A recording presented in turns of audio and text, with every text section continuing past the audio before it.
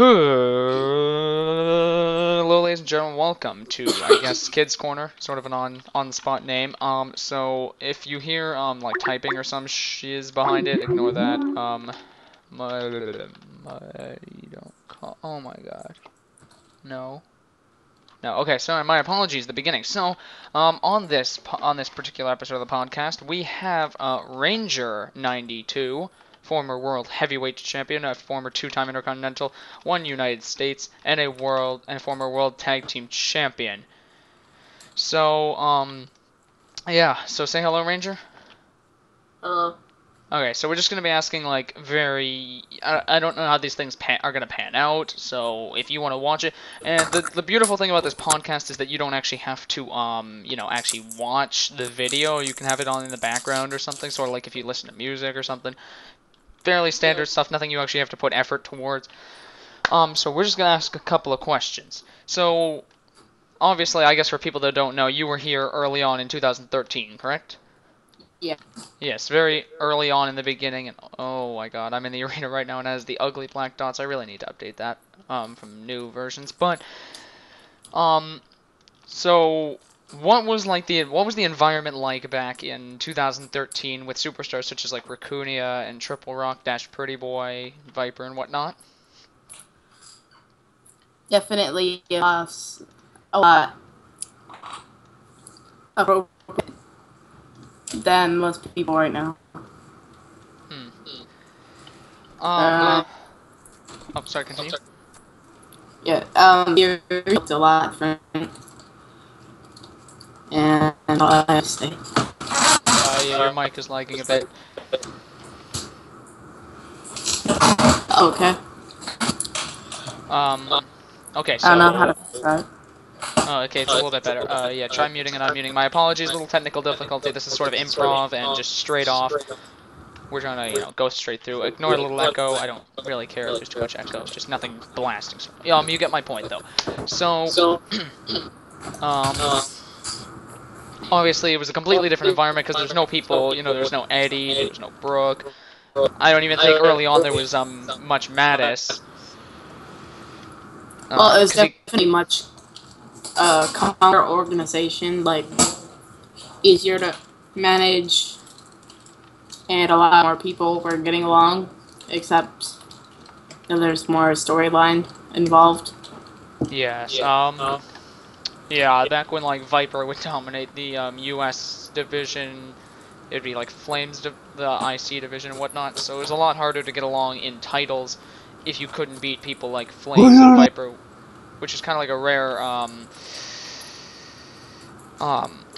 sort of a rare, thing to happen. So, obviously you were along with the Legends in your early on with the Legends, along with Frayed Hacker, who is no longer in this group, and myself, Kidz 4, in a three-man trio, excuse me. So what was that like? Just having a, sort of like 3 people working together, and we all contributed towards getting somebody something somehow. Sometimes well, it's better an than exceptional tag team, except most of the time we kept arguing, and eventually we broke up due to a N1C loss. Yeah. So definitely not the best getting along kind of team. Yeah, obviously not very, not too strong-willed of a team. I keep getting called, so ignore if you hear any sounds on the recording. So yeah, but I don't know if you remember yourself, you might remember, that we also had the Ghosts to compete with. That was Flames, Ethan, Viper, and Spency. If you remember that. During stuff like Full Servers and Hardcores. Kind of obscure because they only lasted for a little bit. Do you perhaps remember any of that, or? I don't quite remember. Yeah. So, who's in it? Flames was like the leader, Ethan was like the second man. Then Viper and Spencer were like their tag team, so it was sort of like the core. You kind of had a leader, even though core was leaderless, you know what I mean. That time, were the Epic Vipers, like, tag team champions, if I remember correctly? No, I don't think they were. I think that was the time with Corp. I don't know. I'll check. My My apologies, I don't have perfect memory. I have it all recorded and I remember like a lot of the champions. I just don't remember what day to day they were. I think no, yeah, we were around the October, like late October area. That's when Flames or when Afraid Hacker got his World Heavyweight title reign for a singular day, and then he lost to Flames Dude 44 directly afterwards. Afraid was actually the one who beat Raccoonia's second reign and sent him into like a giant drought of being champion. But yeah, it was like late October, early November that we actually stayed as a team, and then Afraid Hacker went inactive afterwards. So obviously Yeah. quite a fun team to be in. A lot more strong-willed trios and teams nowadays than there were back then. Back then, it was kind of a new team every week, and anything that lasted like a month was kind of you know, like extremely long and lengthy tag team that people theorized would last forever, with the exception of Corp. But Corp was just always there as an entity. It's like God, just always there. But in you know what I mean. So. Do you have any other comments of stuff in like 2013 that was memorable to you as a superstar that people would not know or maybe do know and need more in? Yeah. Well, I remember Sport. She was very not happy a lot of the time. She kept like insulting people on the wall instead of showing up to shows, and then kept saying like, "You don't show up either, so shut up." Yeah, true. But sort of a reaction that this will be a little more towards you, obviously, than to me. Obviously, at the end of 2014, she was in the Divas title area, right? She was, you know, winning the Divas title, shocked the world by winning it twice in a row after vacating the championship. And we all thought, you know, oh, hey, she's just a diva, she's not going to do much, and then boom, shocked the world, and won the Rumble.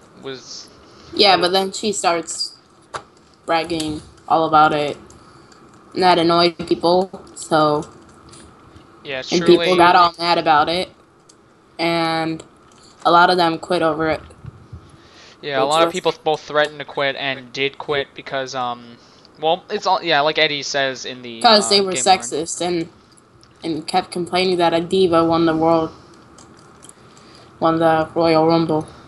Yeah, I have sort of two comments on that. One, a lot of people also wanted to quit because they themselves did not win the Rumble, and that was the same as this year. Every single year at the Royal Rumble, a lot of people want to quit, people want to leave, just because they don't win the Rumble. Like, my intent was not to win the Rumble. In fact, I actually charged into people hoping to die, maybe deal some damage, and then, of course, Jen pulls off a brilliant move. Like, applause to Jen, and he did really, really good. No, Rabbit doesn't get, or Eddie's saying, Rabbit didn't get hate, it's that the group in general got hate because people wanted to leave afterwards. But, sorry, more focus on that. Ranger, I don't believe you were at the Royal Rumble pay-per-view, or was that the TLC? I don't remember. Which I one was were you? not at TLC. I was at the Rumble. Oh, yeah, okay, true. I think I missed the Intercontinental match at TLC. Yeah, it was Viper versus Brooke. Yeah, I missed it because... No, TLC 2013. Yeah, I know. I missed it because I was... Sorry, Eddie just said that you were at TLC and you beat Sam, but I'm like 2013. Because I was doing other stuff. Like... Yeah, it's a little busy. Yeah, I'm not even gonna make a joke now. So, obviously that brought you in. So I also want to remind people of one person that we keep forgetting, like, that should be, like, considered a legend if Generations is considered a legend. You want us to remember Generations? No. The Snap one. Oh, yeah, the Snap. Never forget the legend, the Snap one. But on the fact that Snap was titleless with the exception of Hardcore, I was gonna say, in 2014 you got what is, you know, I wouldn't say that it is a definitive, but it is definitely something you can say that it was one of the year of Ranger, because you went from having like no championships in 2013, with the exception of Hardcore and the longest reign, which was impressive nevertheless. But then in 2014, around March, I think it was, you got your huge break and you became the Intercontinental Champion. You faced your own partner at WrestleMania for the United States Championship and walked away the winner of that. You were the United States and Intercontinental Champion with him. But how does it feel to like face your best friend at WrestleMania? Because obviously it's not unheard of to like for people like Eddie and Ness to face, two people that despise each other, don't respect each other, hate each other to face, but two friends to fight each other. Well, it was definitely a rough decision. Like, if I should turn on him, keep both the titles, or keep going with him. Now, I think I made the right choice by handing him his title back, because that was our plan all along, just to, whoever won, give their title back to the other partner. And we did that, and we returned and the World Tag Team Championship, so I think that was a great decision. Definitely, to keep the friendship among you two alive, which sort of reminds me of situations that I had with Flames, where it came down to title on title, Intercontinental and R.C.W., where, you know, obviously we were tag team champions whilst fighting each other. Yeah. But you know what I mean.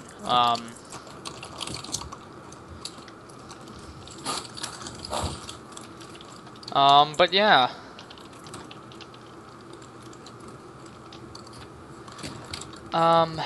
So, yeah.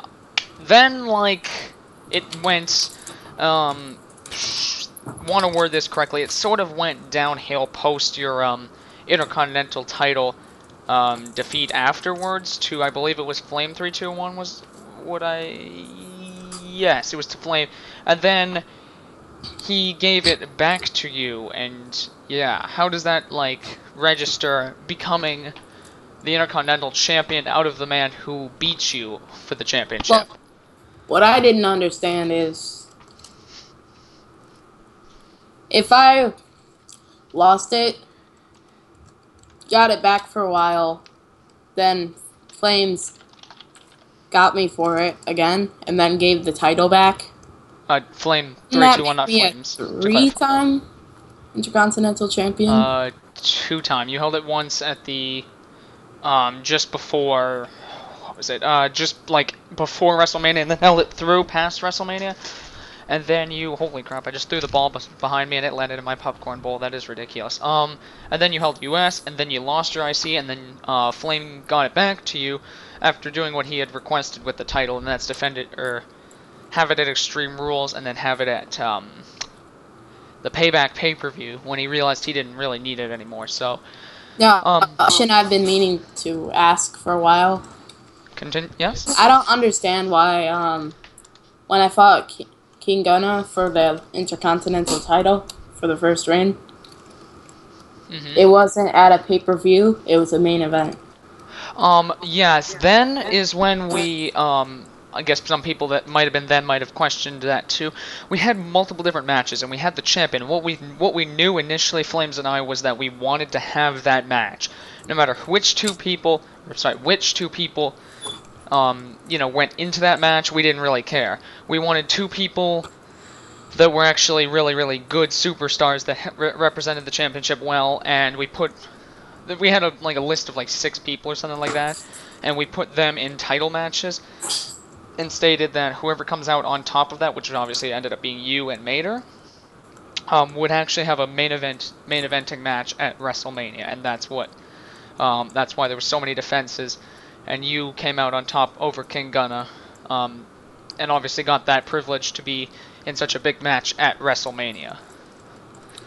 Yeah, well, I think, like,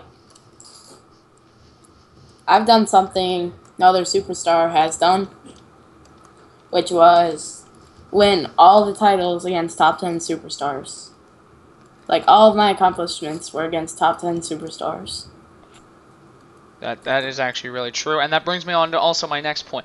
Sort of transitioning here very quickly. If there's anything you want to slow down on, feel free.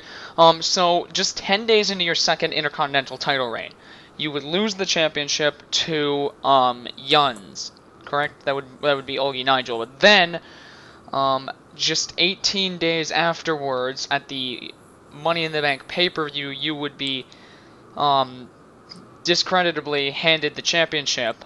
But then a week later, you would beat well, I'm not going to say arguably the definitive best world heavyweight champion there has been in history, and that's Eddie Armour, three-time champion and the current one, the longest reigning, obviously very big name to it, and you bested him in the world heavyweight title match. So how does that register emotionally that you went from being mocked for being handed the championship to beating out the guy that nobody could beat for the world heavyweight? Well, it was a definite shock for me as well. I had no idea I was gonna win. Plus, Court was forcing me, like, trying to get me out of the N1C and stuff, like, teaming on me. And I ended up winning that #1 contendership with Mater helping me. Mm-hmm. And then I beat him out at the end. And I had no idea that I would beat Eddie. Yeah. So Like no matter who it is, what title it is, no one can expect to beat Eddie, and you're one of the proud people that can say that they've beaten Eddie for a championship or in a championship defense or whatnot. But furthermore, on to the... One second, I'm just thinking something through. To my recollection, with the exclusion of Hardcore, I think Eddie has only ever lost in three title defending matches. Not his defenses, but to someone else's defenses. And that's once for the Intercontinental, once for the World Heavyweight, and once for the R.C.W. on my recollection. Yeah, I know that was nevertheless. Sorry, Eddie's stating, but nevertheless, there's only 2 people who have actually done that single. Well, I'm not counting Cruiserweight for this. 2 opportunities, and Kidz, and who is me, and you, Ranger, who is the 2 people who have done it. So, I was going to say, so then obviously you got cashed in on, so there is no definitive if you would have held the title, if you would have, continued on with it or whatnot. But then recently, after a long hiatus of titlelessness, whatever the word is, you obviously got the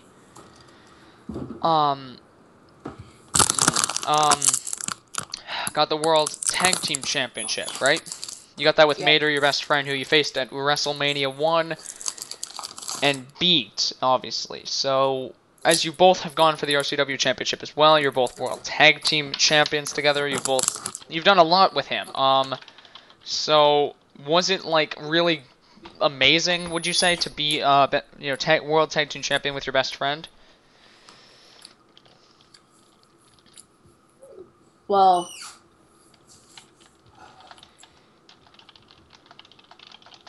sorry, just say the spicy potato chip. Oh, fair enough. So you would I'll give you a minute to take care of that. So yeah, just like digest your chip. Just make sure you have it nice and digested in there. So you would beat the team of Eddie and Generations of Pain, together, and you would claim the World Tag Team Championship for yourself for an almost record-breaking 51 days. So pretty impressive reign right there to have. Actually, I believe it was 58 days. Me and Mater kept track, like, really close. We won it on November 30th to January 19th, 51 days. November 31st through 30th. There's only 30 days. January 18th was the Royal Rumble.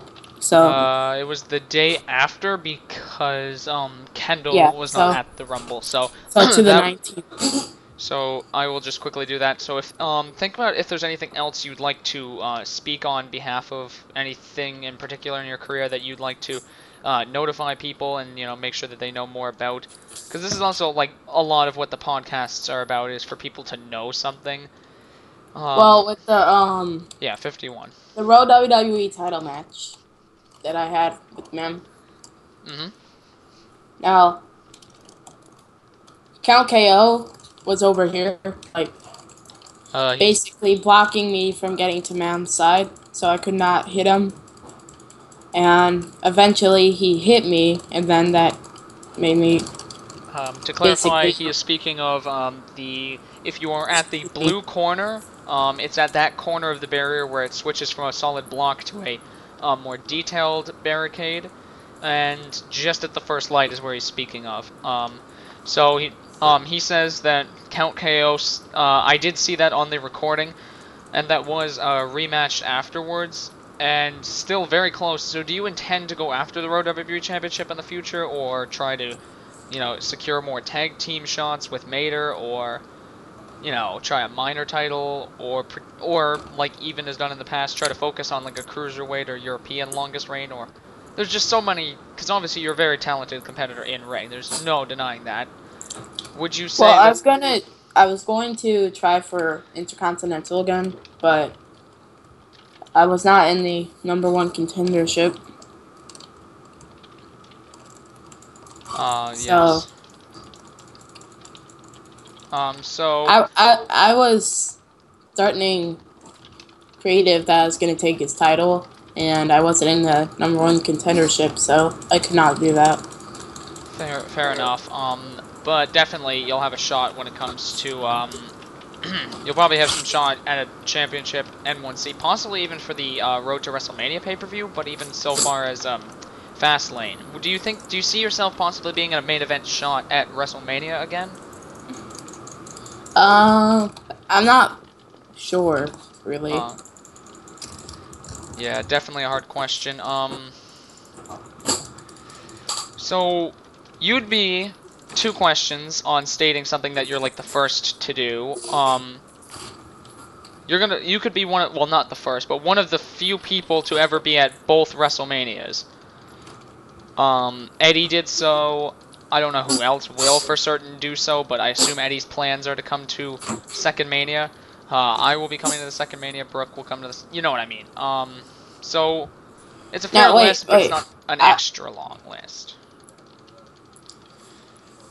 I was reading the R.C.W. wall, like the really old pages, Mm-hmm. and I saw. I think it was or Triple Rock talking about like if I'm gonna win like U.S. No, Dean was complaining that he had to fight me twice at a pay-per-view, Night of Champions, I think it was, and I believe I did win one. Which one? 2013 or 2014? 2013. Okay. I don't know if Dean was around. Dean wasn't around then.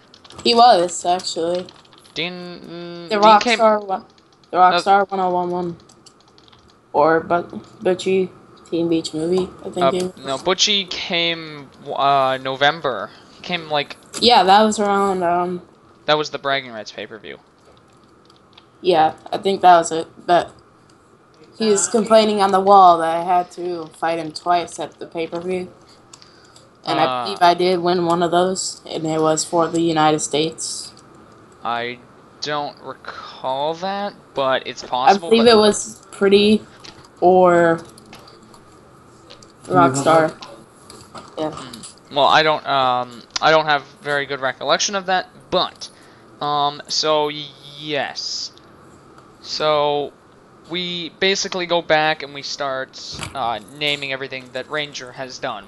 He's been, longest reigning hardcore, which sounds like nothing, but really is when you realize that it's very hard to even hold it for a day, let alone the 13 that he held it for. An Intercontinental, a United States, another Intercontinental, World Heavyweight, World Tag Team, a Hall of Famer. So there's so much that one can say about Ranger, and a lot of people on the wall, hate on him for, being whatever name you want to call him, but now you know some more about Ranger, and that's what these podcasts are going to be more so about, is Well, that... people don't see that when I start a rivalry with someone, I'm actually trying to help them in a way. Mm-hmm. Because if they get in a rivalry, they get like more in the action, and they'll feel more on top and want to fight like a lot better. So they keep training and training. Finally, being then they're like a superstar, doing title shots and stuff, and then winning all that. Yes. So you mentioned rivalries are truly something that boosts a superstar's career in general, in both skill, in both titles, in noticeability, in all kinds of different factors. The world or the a rivalry is what boosts someone's career, and I think that's quite true because we see names that are big, popular now, like Flakuchu and whatnot. Mam, the newer day legends. Well, the newer day, top people of the newer day. We got like Ranger, Eddie, Brooke, Mattis, Dean, all kinds of people from older eras. Um, Yeah. and you see them as like, yeah, because they come out of rivalries and whatnot, even with one another, with people. But do you think it has a negative impact for somebody to lose out in a rivalry? Or do you think it's just all around positive being in a rivalry at all?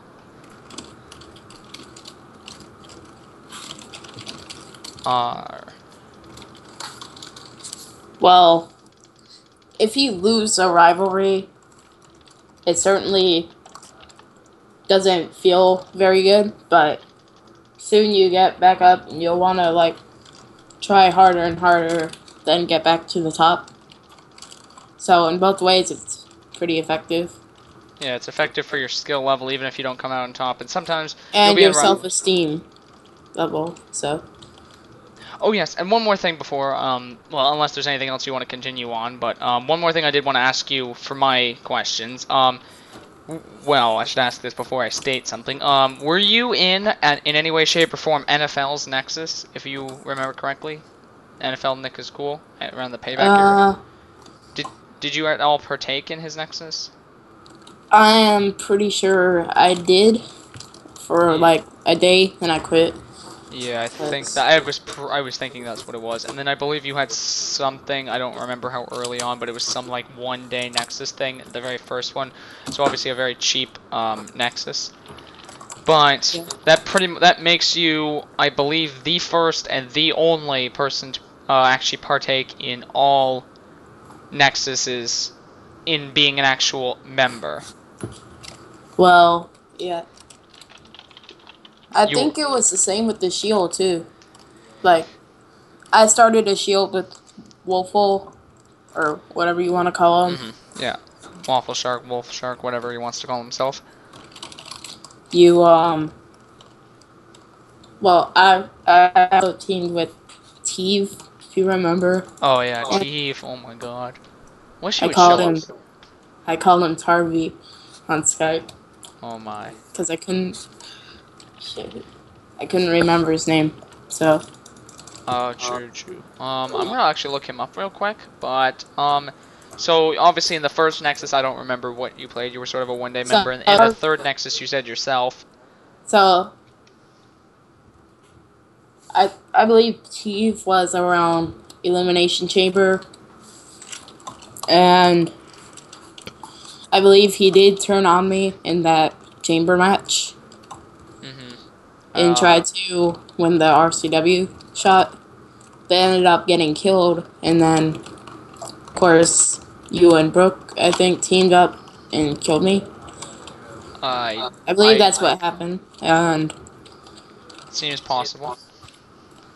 then Eddie, after TLC 2013, I think he created a shield. And then, no wait, Eddie wasn't here in 2013. After Royal Rumble, Royal Rumble time, he made a shield. I joined that as well, like for a few days.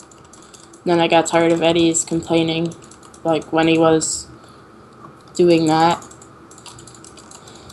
Mm. So I quit, and then I was part of the Warriors Shield at first. Like, I gave up a general manager spot, then they kicked me out. So Mm-hmm. it Bad actually blood hurt between. quite a bit, though, because I gave up a lot for them. So I Mm-hmm. believe I was in all the Shields. So, obviously first and second Nexus, and I don't. Obviously, you said you just added on what you did to the shield, but what I was saying prior, first and third Nexus, you didn't actually do much because it was a one-day thing, and both were shorter lived. But in the second and the current Nexus, you play a role as sort of a well, in the second one, you definitely played as like the powerhouse of at the time, where you would sort of like go in, you'd be able to take someone out or deal a lot of damage. Um, and then obviously with Dean as the leader, and now Eddie as the leader, and Dean being sort of a second-hander, Well, second in control. me and Eddie created this Nexus, Mm-hmm. so Well, whatever. I don't know specifically what happens. I don't see it all because obviously you see it from a completely different looking than I do. Um, but true. Um, but yeah, anything else you want to add on to this podcast because it's about 32 minutes right now, I think. um, I Um, want to talk about the so-called Attitude Era of R.C.W. the era post WrestleMania. Yeah. I think Eddie calls that the new generation, but I don't know if I made the name or not. I think it was Eddie and I combined as the name. But yeah, the era we're in currently. Well, like the era before that. Oh, like the older era. Yeah. Don't know if that has a name. Had so many names that we never stuck with. Oh, gee. But yeah. Anyway, you're referring to like the 2013 to pre-WrestleMania era. So continue on that. Uh, Not really sure. Wait, let's see if Money wants to add anything on. Well, yeah, we'll ask Money. Oh my God. Okay. So if Money has anything else to say, then why not? But okay, you can't see this because obviously it's just a blank screen right now. But oh my God, Money does want us to add on something. Sure. I have this odd feeling he has no idea what to say about this, but I think he'll just say something anyway. I need to work on my jump. Alright, so not very, So he wants us to talk about training tips. Alright, fair enough. Well, So, there's a lot of people, you can train off of Ranger, I guess, would maybe want some training. I don't know.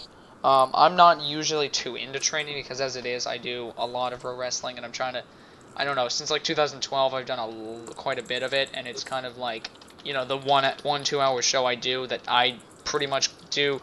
Like, you'd think I control how long the shows are, but truthfully, I don't exactly say that I do control how long the shows are because I'm not just going to end it in the middle of like wish matches or when there's a big match. So obviously it can yeah. go on from anywhere from an hour, hour and a half, 2 hour shows. So and stuff like that has been consistent since like 2012. So anyway, more off topic that was, but training I just don't know. I'm not always in the mood for it. If I am, hey, go for it. But I'm not too great a trainer myself, so there's a lot of people that want to train someone equal to you, someone better than you, someone who can give you tips but can't use them themselves too well. Anything at all. So just a lot of people, I guess if that's what Muddy asked for. Mouse lock and first person, whichever you're most comfortable with, are like the two keys. Try to get out of third person, even if it's uncomfortable at first. Even if it's uncomfortable at first, try, if you're first person, try mouse lock, and if you're mouse lock, try first person. Even if it's uncomfortable, try.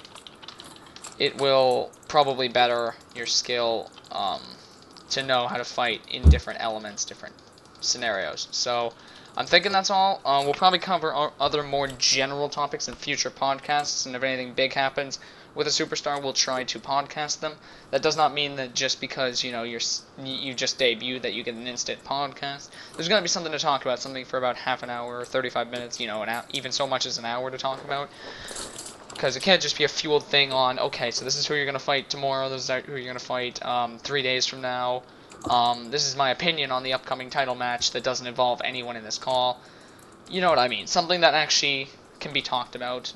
So, we have a lot. I kind of want to talk about other people, like Oh, not just subsequently me. I feel that's a bit selfish. So,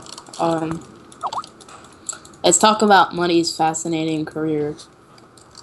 well, we can, if we're gonna talk about Muddy's career, then, like, we can, I'll put that in, like, because there's obviously gonna be more than just one podcast. There's also gonna be, like, it might be a weekly thing. Tell us if you like this or not. Give it a like, comment.